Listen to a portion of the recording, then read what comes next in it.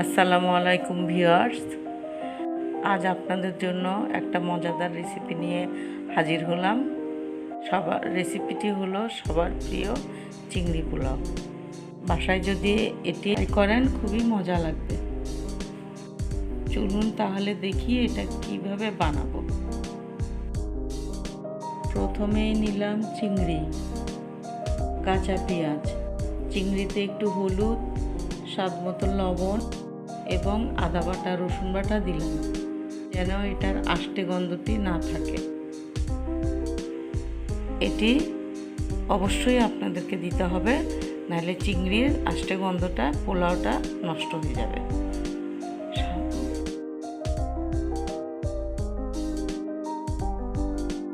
একটি কড়াই বসিয়ে দিলাম, কড়াইতে পরিমাণ মতন তেল নিলাম।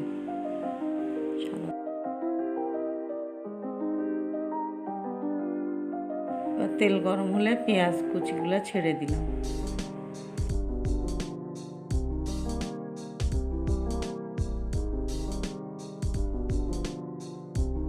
পেঁয়াজগুলো একটু ভেজে তারপরে আমি চিংড়িটা দিয়ে দিব। এবার এগুলোকে আমি নাড়তে থাকবো। দেখুন নাড়ছি, নিচে যাতে লেগে না যায় এভাবে নাড়তে থাকবো।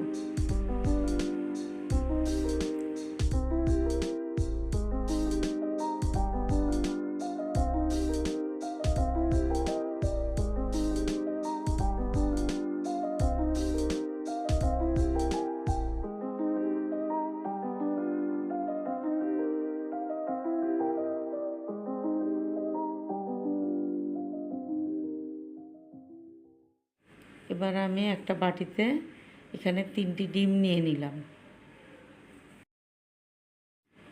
ডিমগুলো আমি চিংড়ির মধ্যে দিয়ে দিব।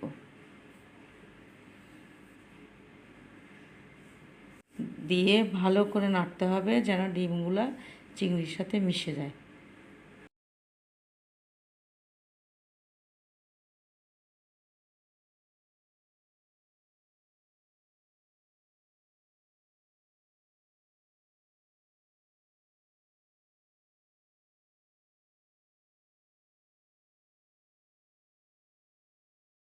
এখন আমার চিংড়ির মিশ্রণটি তৈরি হয়ে গিয়েছে।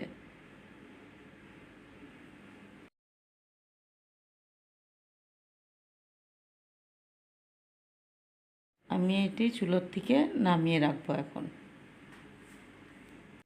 আমি এখানে 2 কেজি পোলাওয়ের চাল নিয়ে নিয়েছি। সাথে নিলাম তেজপাতা, লং, এলাচি, দারচিনি, কাবাব চিনি আর আলু বোখারা ও লবণ। দেখুন এখানে আমি প্যান বসিয়ে দিয়ে তেল গরম করে এখানে তেজপাতা, লং, এলাচি, দারচিনি, কাবাব চিনি দিব। এখানে চালগুলো দিয়ে দিচ্ছি ভাজার জন্য। দেখুন ধুয়ে আমি ঢেলে দিয়েছি, পানি ঝরিয়ে নিয়েছি।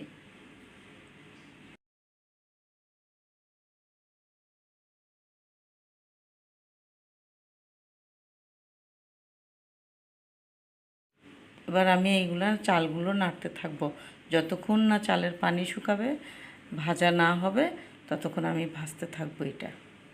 এ পর্যায়ে আমি লবণ দিয়ে দিলাম। 2 কেজি চালে 3 চামচ লবণ দিয়েছি। আপনারা স্বাদ মতন লবণ দিবেন।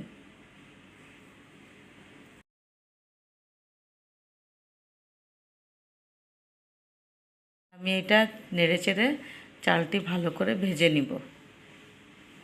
নিচে যাতে লেগে না যায় অবশ্যই সেটি খেয়াল রাখতে হবে।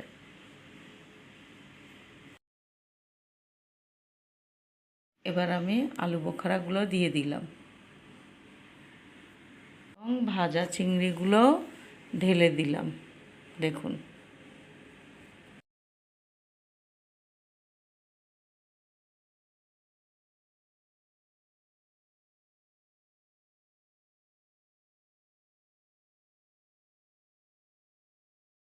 এবার আমি ভাজা চালের সাথে এই চিংড়িগুলো যা যা উপকরণ দিয়েছি সব নেড়ে নিব ভালো করে।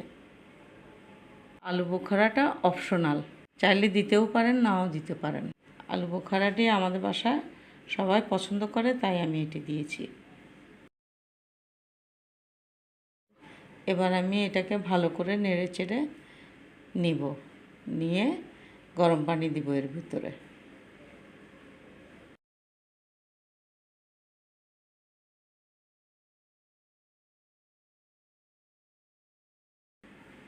আমি গরম পানি দিলাম প্রয়োজন মতো।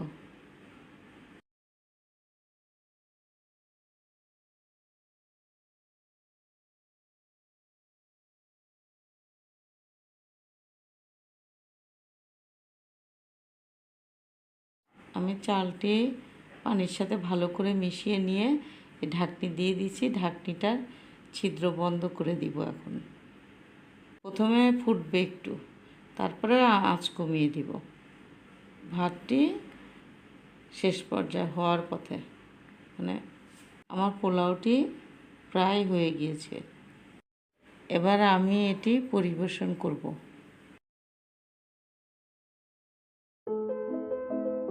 দেখুন, তৈরি হয়ে গেল আমার চিংড়ি পোলাও, সবার পছন্দের। আপনিও চাইলে বাসায় পারফেক্টলি রেস্টুরেন্ট স্টাইলের চিংড়ি পোলাও তৈরি করতে পারবেন। রেসিপিটি খুবই সহজ। আজকের মতন এখানেই বিদায় নিলাম। সবাই ভালো থাকবেন। আসসালামু আলাইকুম।